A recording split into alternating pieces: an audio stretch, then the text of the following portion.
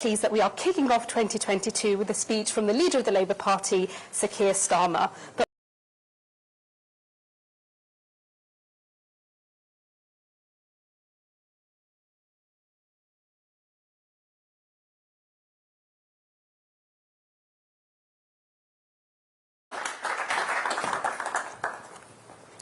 2022 promises to be an exciting year. With Her Majesty's Platinum Jubilee and the World Cup on their way, we are so proud to be hosting the Commonwealth Games right here in Birmingham. Birmingham is a young, vibrant and diverse city, and we know that community sport and physical activity plays an essential role in improving the lives and well-being of young people. Time spent at home, away from school, friends and their favourite places, has left a lot of young people losing their confidence and finding it hard to socialise. We are hearing that young people are anxious, worrying about where the right places are to hang out, that they are safe and welcoming. They need reassurance that their trusted places will still be there for them. Our community providers have risen to the challenge.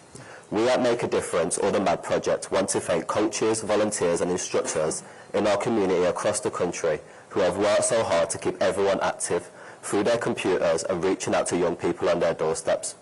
I'm Callum, and I'm fortunate to work as a youth and engagement lead. Our youth development programme is designed by young people for young people. It takes a community to raise a young person. A more holistic approach was needed, bringing together all local services, sharing information in a united network. From schools, family and friends, to their local leisure centres and housing associations, we work as one to ensure that young people have the greatest chance of success. We provide sports-driven mentoring,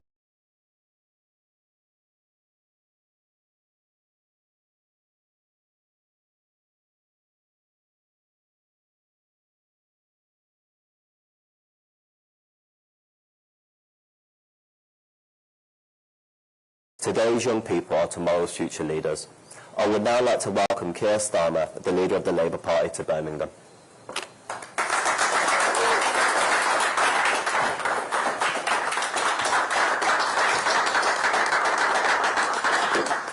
Thank you, Callum. Thank you for those words. And thank you for what you do and for making a difference. Good morning, everybody, and Happy New Year. It's really great to be here in Birmingham, a birthplace of the Industrial Revolution. And today, I want to do something that leaders of the opposition rarely do. I want to celebrate the country we live in. It's normally the job of the opposition to criticise and to oppose, but it can make us sound pretty miserable. It can make it sound as if we don't realise our own historic good fortune to have been born into a peaceful, creative, liberal democracy. Think of all that the British have to be proud of. The rule of law, Her Majesty the Queen, universal public services, a creative heritage that's the envy of the world, and a thriving civil society on which we relied so heavily during the pandemic. So to the delivery drivers who worked through the supply problems, the workers in the NHS, putting themselves in the line of danger, the care workers who made Christmas special, thank you. Today, I want to describe a government that might be worthy of you. One of the best characteristics of the British people is that we're fair-minded. Our instinct in a national crisis is to give the government the benefit of the doubt. And because the pandemic posed an unprecedented problem, we, Her Majesty's opposition, did the same. We supported where we could, we questioned where we had to. But the British people do not like being taken for granted, and they do not like being treated as fools. A government which refuses to follow the rules it sets for the rest of us loses the moral right to set those rules. So I think that as we begin this new year, Britain has entered a new phase. Because just as the government has revealed itself to be unworthy of your trust, its incompetence is becoming plain. The cost of living is increasing. Energy bills are going up. Wages are stagnant. Tax rises are coming in April. Too many people don't feel safe in their own streets. And good luck to anyone trying to get a quick GP appointment. So I want to start the new year by making a pledge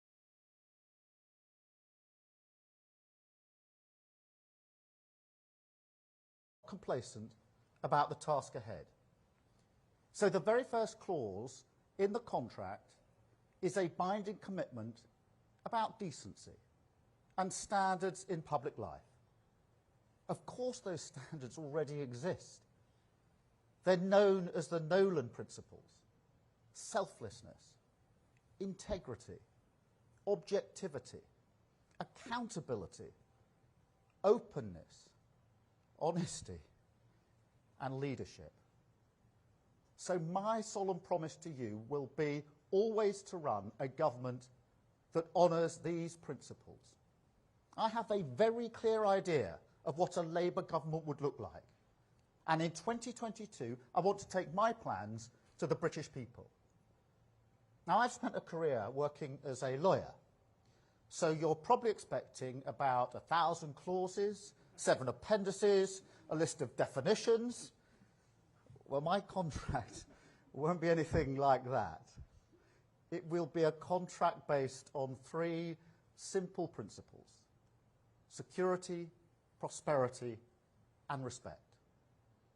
These are living principles, and that's why in the coming months I'll hold a series of events around the country to persuade people to sign up to this new Britain that we can create together. The first term in the contract is security. Everyone has the basic right to feel safe in their own community. We all need to know that the NHS is there for us when we need it, and that if we work hard, we should also have a right to job security. The second term in the contract is prosperity. Everyone should have the opportunity to thrive, to realise our ambitions and make a good life for ourselves, to have the skills we need to prosper. And then there is a third term in my contract. Respect is a less obvious political virtue than security on prosperity, but it's every bit as important.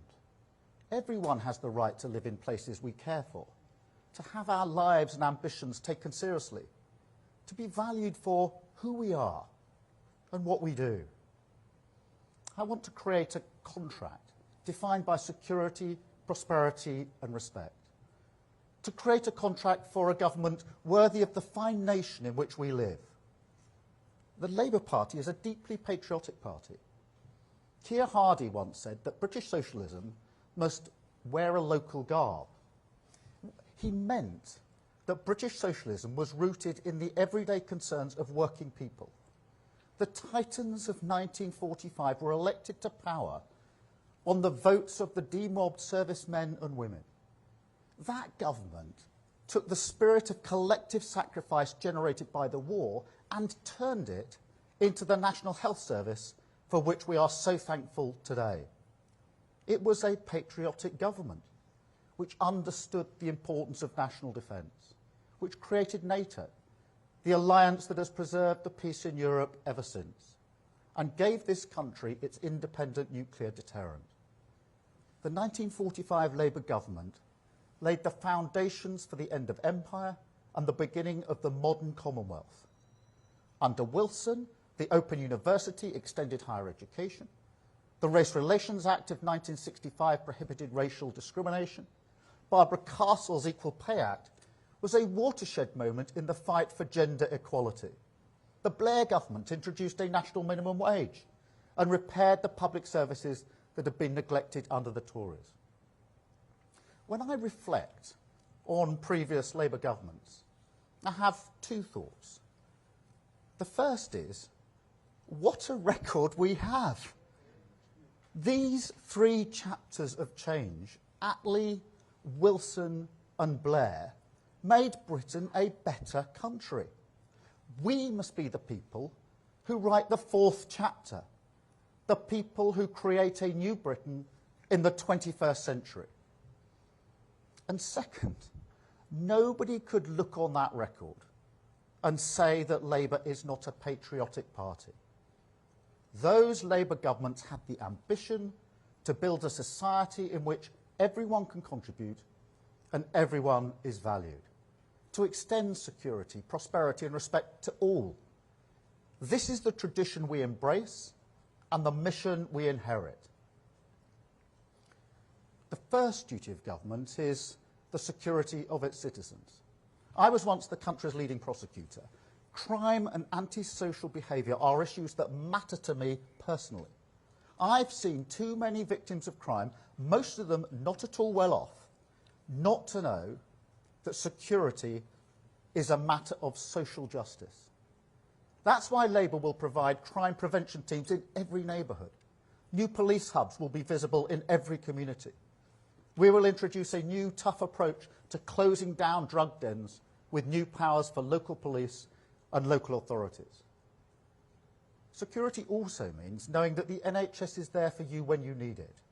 And I'll be setting out a long-term plan to show how a Labour government will shift the emphasis from emergency care to preventing people getting sick in the first place. We will also ensure that people feel more secure at work by introducing the new protections for workers that Angela Rayner announced at our conference last year. For example, one of the things the pandemic has taught us is that everyone needs decent pay when they're sick. But that isn't the case for millions of British workers. I know of care workers looking after vulnerable people who can't afford to be ill because they won't get paid. For a clean future. And this promises a future to places that were once defined by what they made. Let me give you a flavour of what I think might be possible. Not long ago, I visited the Humber gasworks. The gas they stored helped to keep the prices low. But the government let it close in 2017. And you've seen what's happened to gas prices since. But the workers there are not looking to the past. They're convinced that with the right investment and government support, the Humber could become a hub for the production of hydrogen. These workers want to make a historic contribution to combating the climate crisis. They want to be in the vanguard of the next industrial revolution.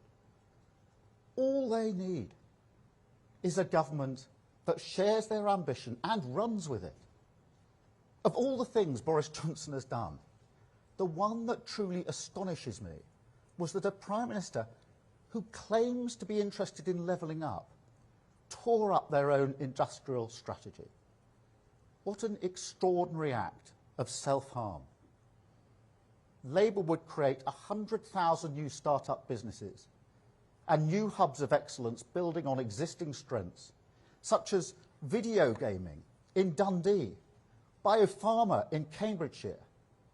And here in Birmingham, there's Brando, which began life as a pen manufacturer and which now produces plates used in hydrogen fuel cells, a technology that could help to power lorries to have zero emissions.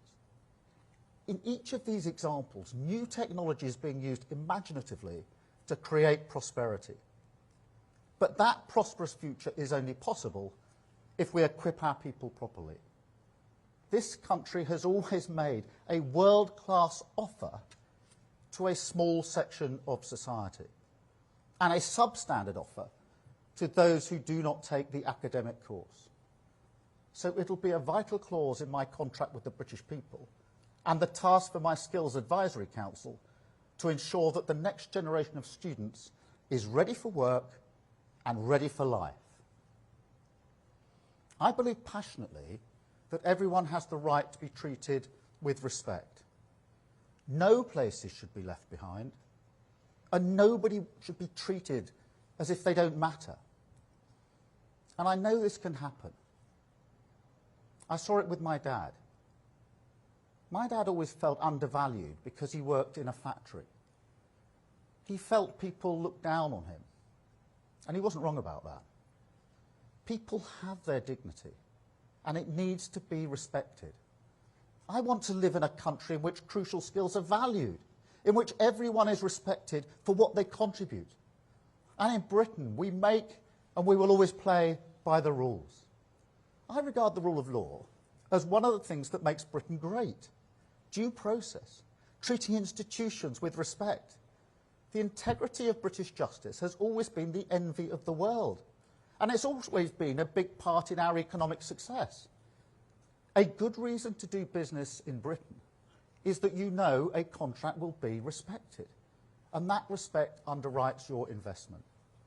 That's why doing the right thing, things in the right way matters as much as doing the right things. And this year I will set out what I mean by respect, what it demands of government and what it demands of all of us. Because any successful contract is a two-way deal. You can expect access to high-quality healthcare, but there will be zero tolerance of abuse towards NHS staff. You can expect the opportunity to acquire new skills, but you will be expected to work hard and do your bit. You can expect better neighbourhood policing, but you will be expected to behave like good neighbours in your own community too. I believe that these values, security, prosperity and respect, unite the whole of the United Kingdom. The UK is a unique construct of 4 distinct national identities. It's complex, and it can easily be exploited for political gain, as we have seen. In Northern Ireland, the government is playing fast and loose with the peace process as the price for getting Brexit done. And a reckless government in Westminster that doesn't seem to care about what happens in Scotland erodes people's faith in our common bonds. But I believe in our union of nations. I believe we are better together than any of us would be apart. I believe that each nation can speak with a progressive voice, but we do need a new and durable constitutional settlement, which is why I'm delighted that Gordon Brown's Commission on the future of the UK will chart a new course for our union of nations. Security, prosperity and respect. These are the values that should inform Britain's role in the world. I'm determined that Britain should profit from our strong global relationships. That means not just getting Brexit done, but making Brexit work. When I spoke at the CBI last November, I described how we would approach this. Making Brexit work is painstaking work, and slogans won't cut it. My goals will be to repair the alliances that this government has damaged, whilst also ensuring that our borders remain safe and secure. The contract I want to agree with the British people is motivated by a desire to bring the country together. We don't bind a nation by emphasising what divides us. We build a nation from the common bonds between us. Our high streets, our community centres, our places of worship, the spaces that we share. The Labour Party is not a nationalist party, but it is a national party, because a nation gives us a place to belong. We're all shaped by the landscape and the villages, the towns and the cities where we live. For me, a football stadium will always be at the heart of any community. These are the places that give our lives meaning, that shape our identities, the businesses, the pubs, the shops, the places of worship in which our lives unfold. This is a remarkable nation with an extraordinary cultural heritage. British music, British fashion, British advertising, British acting, the soft diplomatic power wielded by the BBC, the world's greatest broadcaster, which enjoys its centenary this year. I think too of the scientists whose wisdom is guiding us through the pandemic, our world-class industries in pharmaceuticals and financial services, universities which are a magnet for the best students the world over. There is so much of which we could be proud. I'm personally thankful that I grew up in a country which had a national care service, a national health service, to provide for my mum when she needed it, that gave me the opportunity to go to university and to become a lawyer to fight for what is right. This country has presented me with great opportunities. It's a great place to live. But I don't think you cease to be patriotic because you notice your country has flaws. On the contrary, the reason we in the Labour Party want to correct those flaws is precisely because we are patriotic. I came into politics to make things happen, not just to talk about them. I don't think politics is a branch of the entertainment industry. I think it's the serious business of getting things done. But I'm afraid at the moment we're going backwards. We have a Prime Minister who thinks the rules apply to anyone but him. Just when trust in the government has become a matter of life and death, for this Prime Minister it's become a matter of what he can get away with. I've heard so many heartbreaking stories of people who missed family funerals because they were abiding by the rules. Meanwhile, the Prime Minister was at a cheese and wine party in Downing Street. And let's be clear, it's the party that is the problem. This is not about the flaws of one individual. It's about the flaws of a whole style of government, the flaws of an ideology, of a political party that's been in power for too long. After 12 years in power, while the country is trying to stay safe and to make ends meet, the Tory party is gearing up for a leadership fight, too busy squabbling over their leadership to provide any. Meanwhile, the real problems that people face are just ignored. People need solutions. People are struggling. This government is simply turning away. This year, 2022, is a big year. It's Her Majesty the Queen's Platinum Jubilee. This city is looking forward to hosting the Commonwealth Games. We will host the Women's Euros, and our men's teams will compete in the World Cup, which gives us an opportunity, as there was in the European Championships last year, to glimpse the open, the generous, the tolerant nation that we are at our best. The England team is a living embodiment of a successful nation. Young men of many backgrounds, united by their talent and their patriotic pride. I want to lead a government that does right by them. I want to create a national community in which everyone feels secure and everyone feels that they belong. The Britain I want is a country in which those who contribute get something back. Because 2022 is also the first year in which we tackle some really big challenges. Repairing after the pandemic, combating the climate crisis, making Brexit work. I believe that the best still lies ahead for this country, but only if we have the courage to create a new Britain. A country in which you and your family get the security, the prosperity, and the respect that you deserve. My contract with the British people will set out how we can create that new Britain. Thank you for listening, and Happy New Year to everyone. Thank you.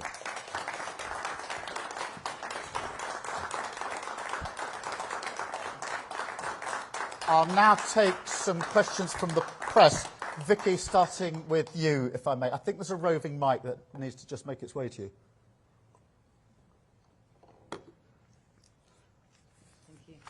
Vicky Young, BBC News. If I could ask you a couple of questions, if that's all right. First of all, on COVID... I don't think I've got a choice, Vicky. No, you don't. First of all, on COVID, do you think the government is right to stick to Plan B in England, meaning no further restrictions, or do you think more should be done now?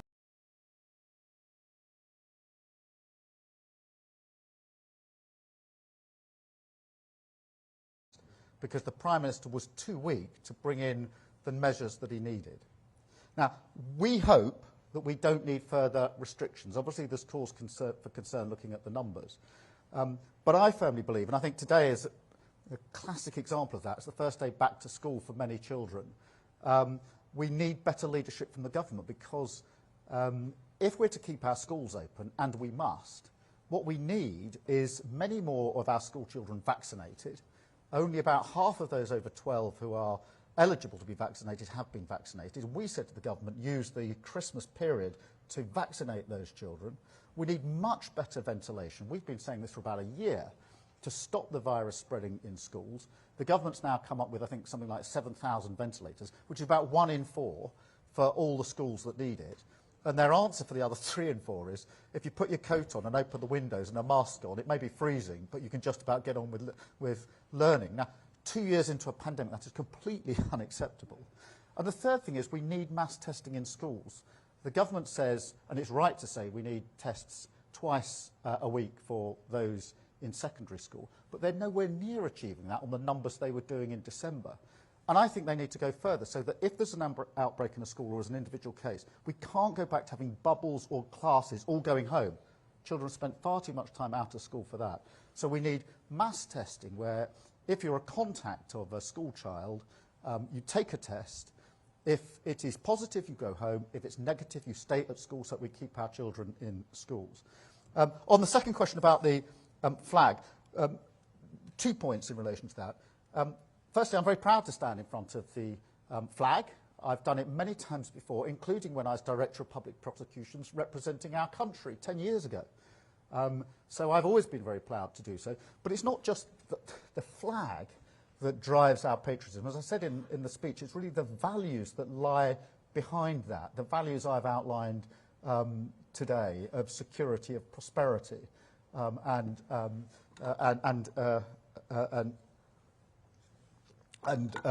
respect. They're the 3 values that lie behind patriotism as far as I'm concerned. Thank you, Vicky. Anushka, I think we're coming to you.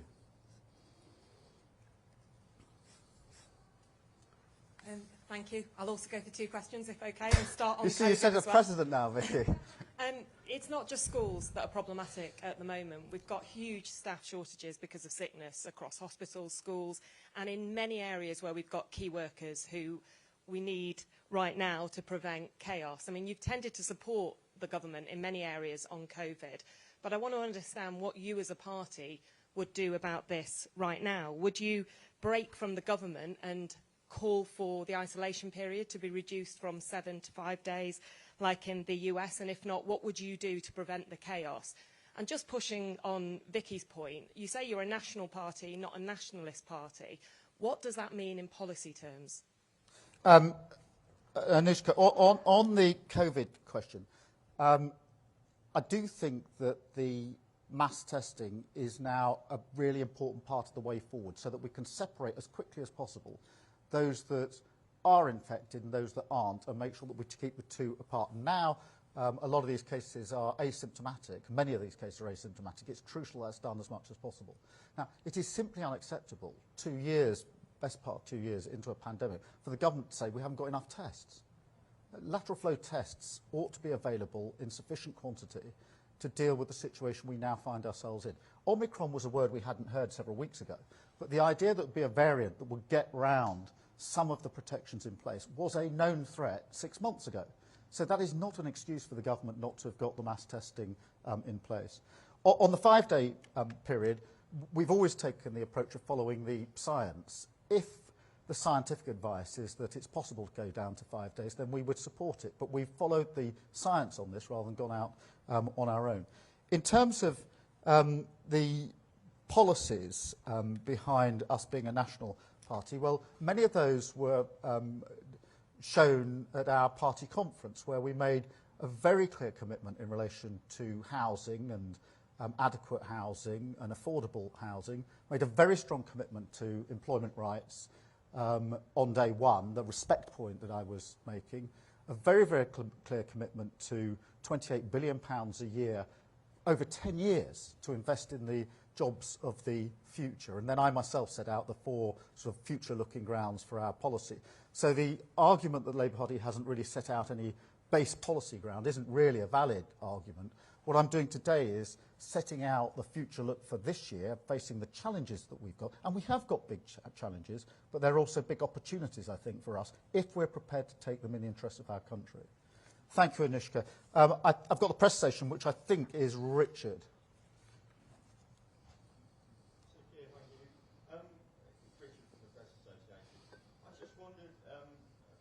It was travelled widely that Martin Lewis, the consumer champion, had said people would have a choice this year if push came to shove between heating and eating. And I note that you took in the the energy crisis, the price of energy crisis. I just wonder what you think the government could do to ameliorate that.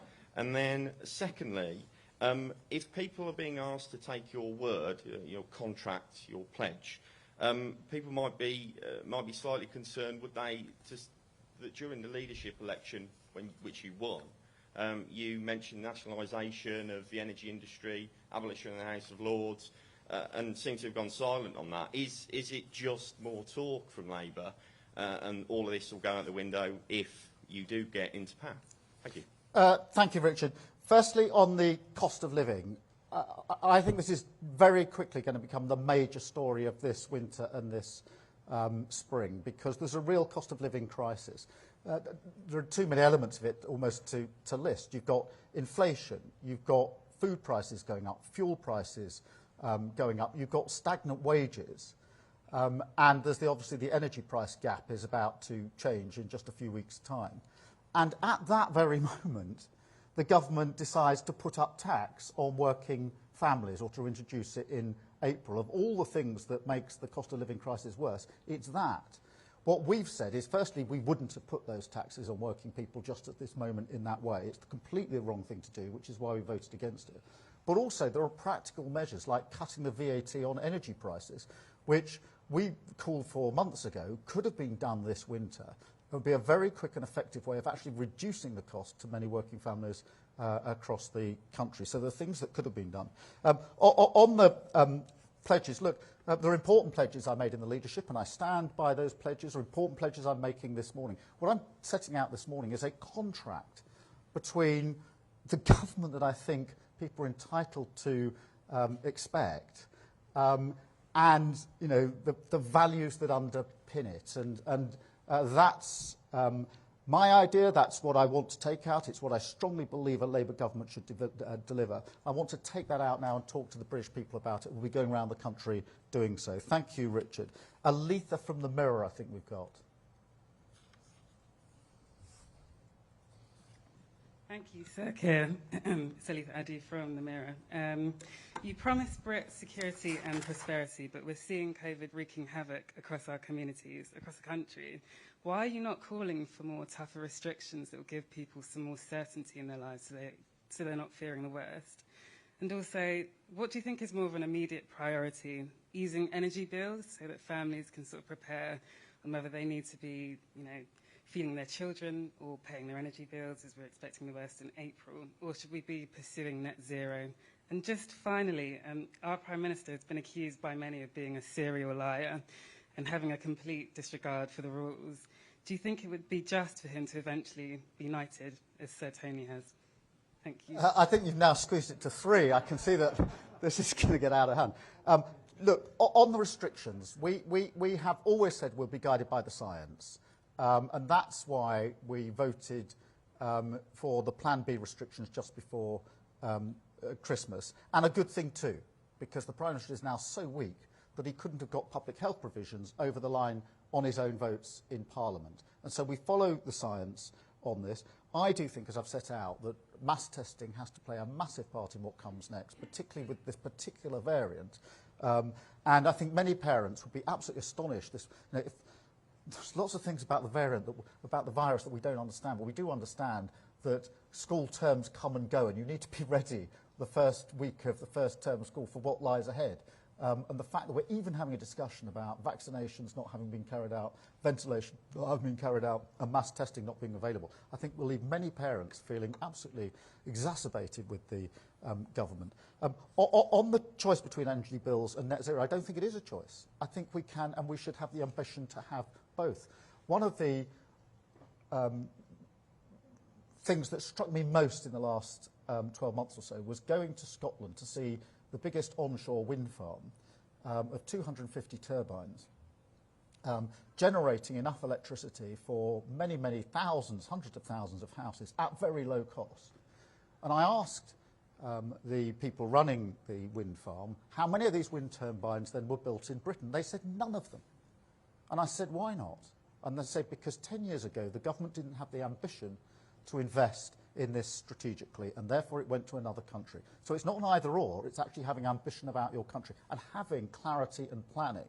And it's why the sort of chaos of Johnson versus the sort of the planning that you saw in previous Labour governments and that you'll get in the next Labour government is such an important distinction. And no, I'm sorry, I do not think that this Prime Minister has earned the right to have an honour. I do think Tony Blair has. Thank you very much, Aletha. Aubrey, please. Good morning, Sir Keir. Aubrey Algrassi from The Guardian. You've promised to set out a positive vision for the future of the UK, more defined by Labour proposals rather than opposition to Conservative ones. Values, which is what you've been speaking about today, are obviously important, but people also want policies to vote for. What are some of the things you're going to focus on in 2022 so that people more enthusiastically switch to Labour rather than viewing you as the less worst choice? And on COVID briefly, the head of the JCVI has signalled their opposition to everyone in the UK having a fourth jab, saying it's not sustainable. Do you agree? Aubrey, on the signature policies so far, I don't think they could be more Labour. So a housing policy that says we need to redefine affordable housing, which has been wrongly defined, in my view, for many years and deprives people of actually affordable housing, and a policy that says that foreign investors shouldn't be able to buy homes as assets ahead of first-time buyers in this country. That is distinctively Labour, and very proud Labour too.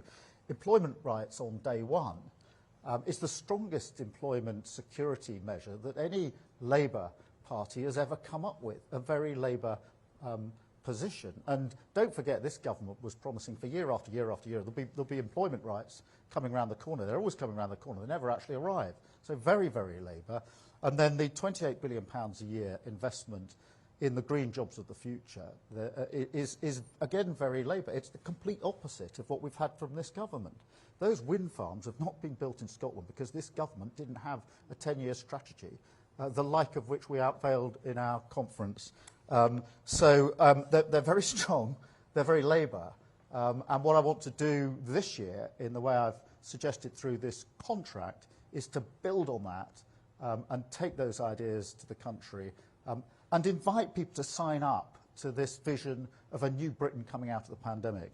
On the fourth jab, look, I mean, we will study all of the available evidence. We will talk to the scientists, we talk to the government scientists, and we talk to our own scientists. And we'll come to the appropriate judgment call when we've studied all of that evidence, as we have always tried to do. Andrew from The Independent.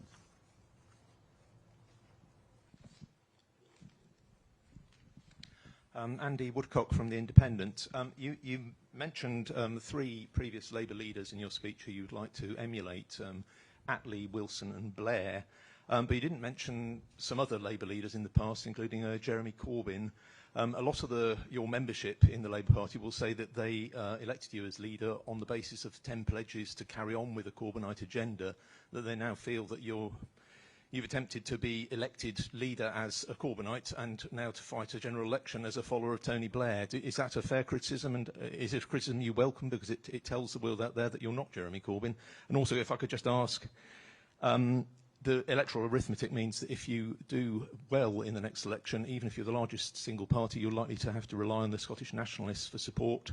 What would your attitude be towards Nicola Sturgeon if she looks for a coalition on the basis of an independence referendum? Well, as I've said before, no deal with the SNP going into an election, no deal with the SNP coming out of an election. Very clear about that. But listen, I don't apologise for mentioning Attlee, Wilson and Blair. The thing that unites those three very different prime ministers is that they all won. They all won. They introduced Labour governments that changed Britain for the better. And I want to be the fourth in that list, writing the next chapter of our history. So I have always cited Attlee, Wilson and Blair precisely because they won. And unless the Labour Party is absolutely clear that our whole purpose as a party is to win power to govern, to change the lives of millions of people, then we will be talking politics and not doing politics. So no apology about that at all. Thank you, Andy. I think I've got Ree from the Birmingham Mail. Hi, thank you very much. So just around the corner here is a COVID-19 vaccination centre. Only a third of the population here in Birmingham have taken up their boosters, and 66% have had their first dose. With our ambulances services at its highest ever alert, what would you be doing differently? And I've just got a quick question on the cost of living crisis. We've got some of the most deprived wards here in Birmingham. You've got Ladywood, you've got Smethwick, you've got Wolverhampton. What policies are you set to introduce to alleviate this? Thank you. Thanks, Ree. Vicky, you see what you started now. Everybody's going for multiple questions. Look, in relation to vaccinations, I want to be really clear to everybody who hasn't had their first or second vaccination or the booster to go and get it. It's so important. All of the scientific evidence shows that it's the single most effective protection that we can have, either to getting the virus or in relation to the severity of the virus. So we need to keep on saying to people, get the vaccine. I'm a strong supporter in support and encouragement and cajoling people to do so.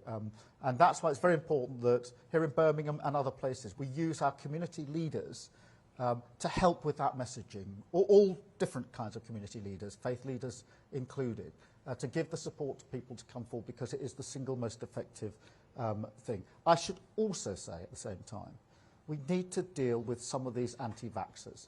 We've said to the government that they need to take stronger action in relation to anti-vaxxers. It is simply unacceptable to have anti-vaxxers outside schools shouting at school children going into school to have their vaccination, or to see some of the activities we've seen. So both of those things. In relation to the cost of living and what we can do, there are practical measures we can do right here, right now, which is cutting energy bills, etc., not imposing new taxes. But the long term has to be about a strategic view of the economy that has growth at its heart. This government, and this is probably the most serious failing of this government, is a high prices, high tax, low growth government.